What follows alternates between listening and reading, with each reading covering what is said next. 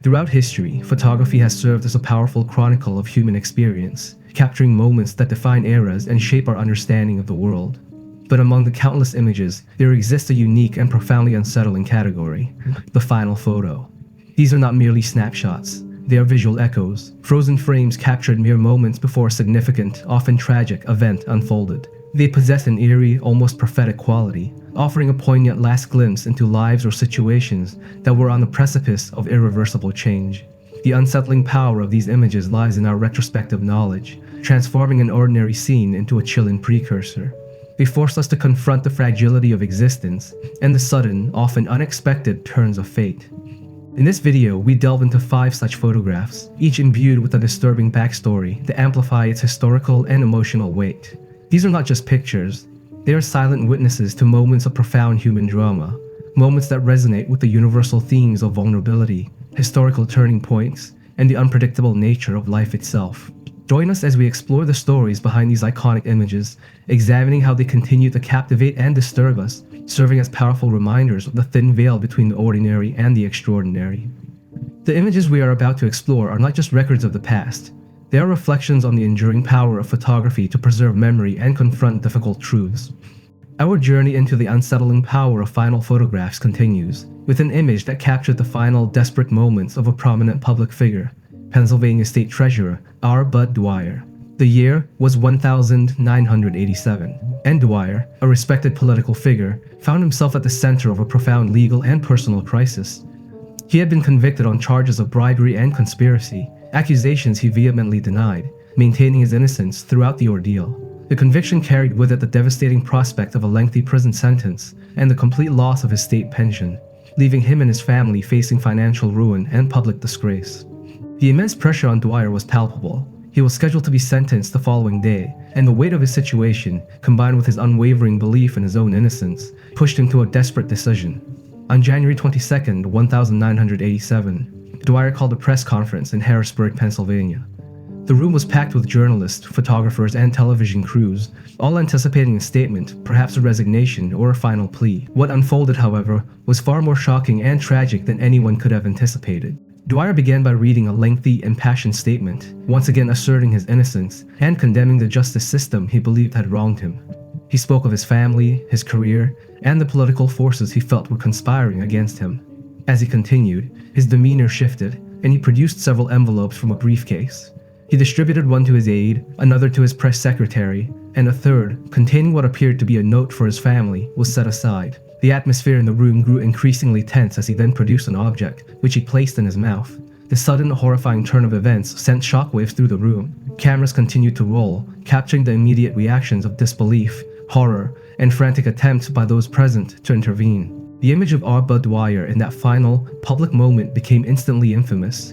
It forced a national conversation about media ethics, the responsibility of news organizations in broadcasting such traumatic events, and the profound impact of public pressure and legal battles on an individual's mental well-being. Many news outlets wrestled with the decision of whether to air the graphic footage, with some choosing to broadcast it in its entirety, others editing it, and still others opting not to show it at all. The event left an indelible mark on the collective consciousness, serving as a stark reminder of the human cost of political scandal and the extreme measures one might take when feeling cornered and unjustly accused. The photograph, taken in those final seconds, stands as a chilling testament to a life pushed to its absolute limit, forever etched into the annals of public tragedy.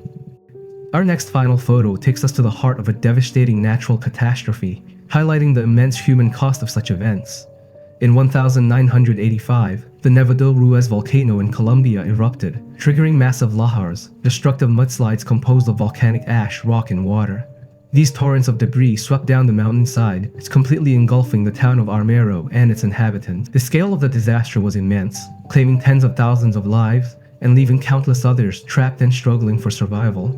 Amidst this unimaginable devastation, a photograph emerged that would become a poignant symbol of the tragedy. The image of 13-year-old Omayra Sánchez. For 3 agonizing days, Omayra was trapped in the debris of her home, submerged up to her neck in water and concrete, her legs pinned beneath the rubble.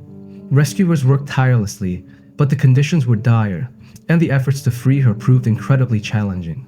Despite her harrowing ordeal, Omayra displayed an astonishing resilience. She spoke with reporters and rescuers, even singing songs and asking for food and drink, maintaining a remarkable spirit in the face of her desperate situation. The photograph, taken by a photojournalist during those final hours, captures Omayra's face as she looks directly into the camera. Her eyes, wide and dark, convey a mixture of exhaustion, fear, and an almost ethereal calm. The image is heartbreaking not for any graphic depiction of her physical state, but for the profound human story it tells. A young life caught in the merciless grip of nature's fury, her innocence juxtaposed against the overwhelming power of the disaster. It became a powerful, undeniable testament to the individual suffering within a large-scale catastrophe. This single photograph transcended the immediate news cycle, becoming an iconic representation of the Omayra tragedy and, more broadly, the vulnerability of human life in the face. The image sparked debates about preparedness, the speed of response, and the ethical responsibilities of governments and aid organizations in such crises. Omayra's image became a rallying cry for assistance, a visual plea that resonated deeply across continents. The enduring power of Omayra Sánchez's photograph lies in its ability to humanize the statistics of disaster. It forces us to look beyond the numbers and connect with the individual stories of suffering and courage. It serves as a stark reminder of the unpredictable nature of our world and the profound impact of environmental forces on human lives. This final photo is not just a record of a moment. It is a timeless symbol of resilience, loss, and the enduring human spirit in the face of overwhelming adversity. Our exploration of powerful final photographs brings us to one of the most poignant and deeply unsettling images captured during a national tragedy, the falling man. This photograph was taken on September 11, 2001, amidst the horrific and unimaginable events unfolding at the World Trade Center in New York City. On that devastating morning, as two hijacked airplanes struck the iconic Twin Towers, trapping thousands of people within the inferno, the world watched in horror as the buildings burned and eventually collapsed. In the midst of this chaos and terror, countless individuals were faced with an impossible choice. Trapped on the upper floors, with stairwells impossible due to fire and smoke, and rescue efforts severely hampered, some found themselves in an utterly desperate situation.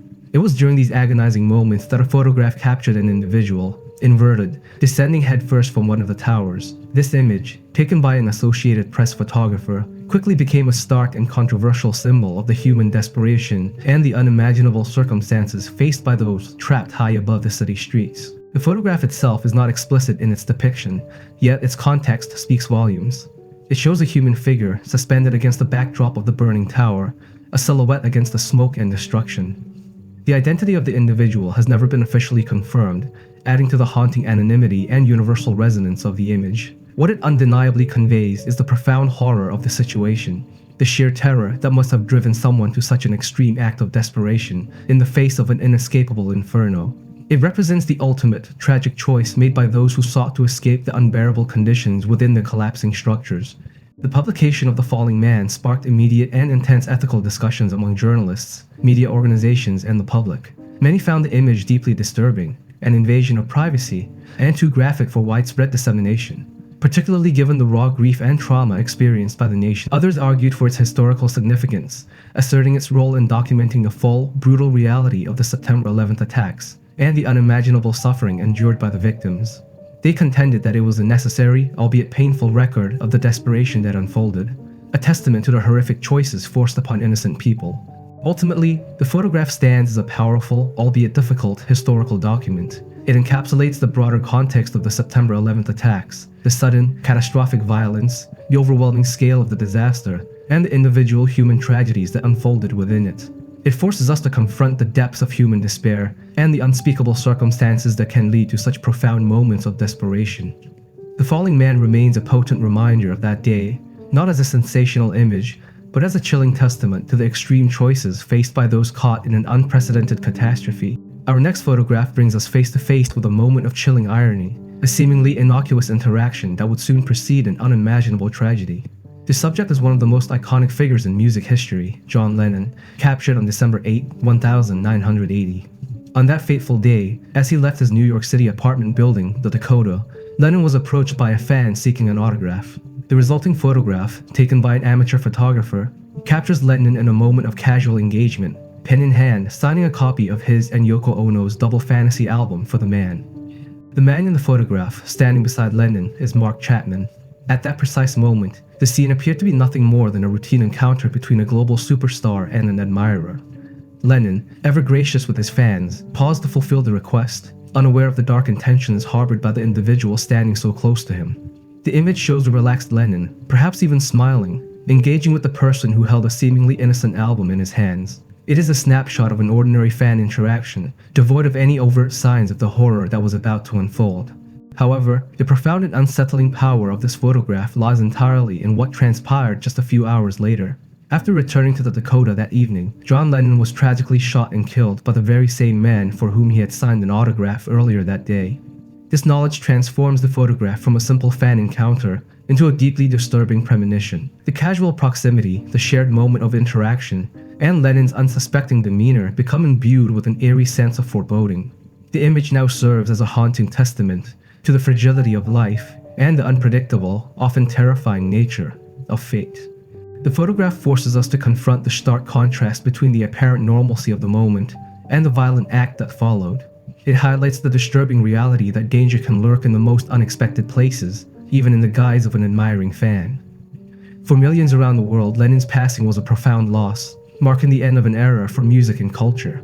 This final photo is not merely a historical document. It is a chilling reminder of the tragic coincidence and the ultimate irony of a beloved artist's last public interaction being with the individual who would soon end his life.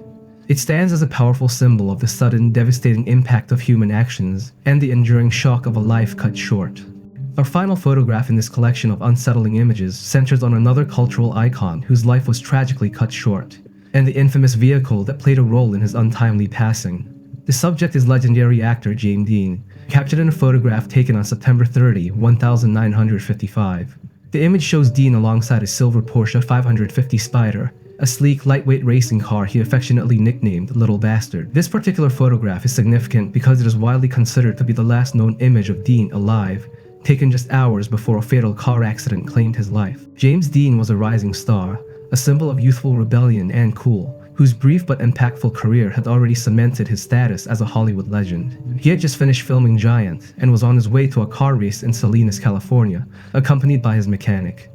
The photograph captures him with his beloved Porsche, a machine that embodied his passion for speed and risk. In the picture, Dean exudes his characteristic cool, perhaps discussing the car or the upcoming race, completely unaware of the tragic destiny that awaited him on the highway. Later that same day, while driving his Little Bastard on US Route 466, now State Route 466, Dean was involved in a head-on collision. The accident resulted in his immediate passing, sending shockwaves through the world and cementing his image as an eternal youth, forever 24 years old. His death contributed significantly to his mystique, transforming him from a promising actor into an enduring cultural icon whose legend only grew in the wake of his sudden departure. Adding to the unsettling nature of this final photograph is the subsequent reputation of the Porsche 550 Spider itself. After Dean's passing, the car gained an almost mythical cursed status. Its salvaged parts were reportedly involved in a series of bizarre and unfortunate incidents, including other accidents, injuries, and even a garage fire.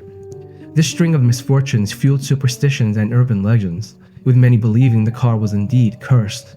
And living up to its Little Bastard moniker, the car's notoriety became intertwined with Dean's tragic end, adding a layer of dark mystique to its history. The photograph of James Dean with his Porsche 550 Spider thus becomes more than just a picture of a celebrity and his car.